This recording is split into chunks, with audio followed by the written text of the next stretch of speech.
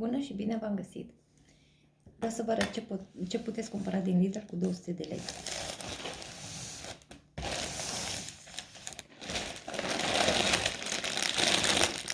Astea 5 lei și ceva.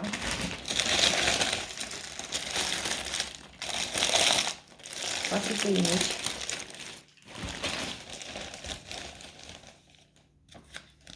Prăjiturile astea, care au fost și reduse la 5 lei 74 de la 12.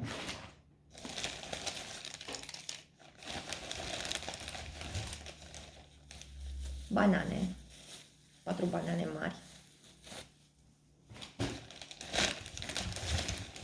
1 kg și ceva de ceapă galbenă.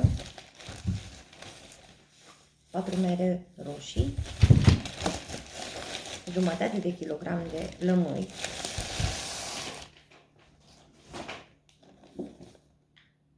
Un pachet de șervețele, 6 lei și ceva. 6 din astea, bețe cu vanilie.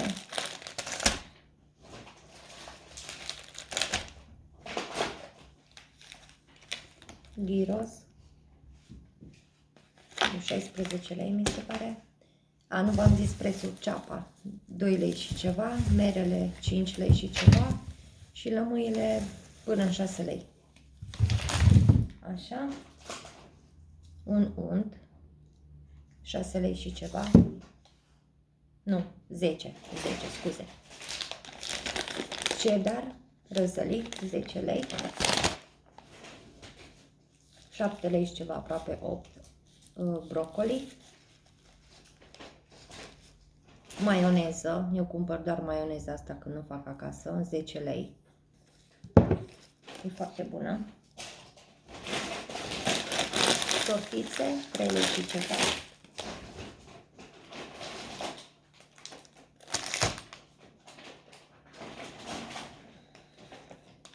Mici, porc și vită, 16 lei și ceva.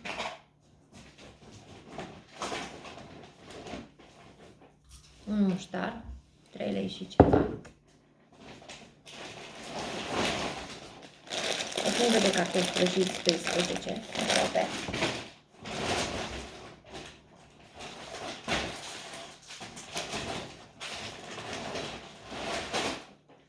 Și 2 sucuri de fruity fresh, 8 lei.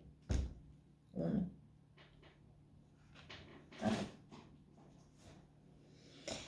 Asta a fost. Dacă v-a plăcut, nu uitați să dați un share, o urmărire, un comentariu și noi ne vedem mâine cu un videoclip demo. Mulțumesc mult! O zi bună!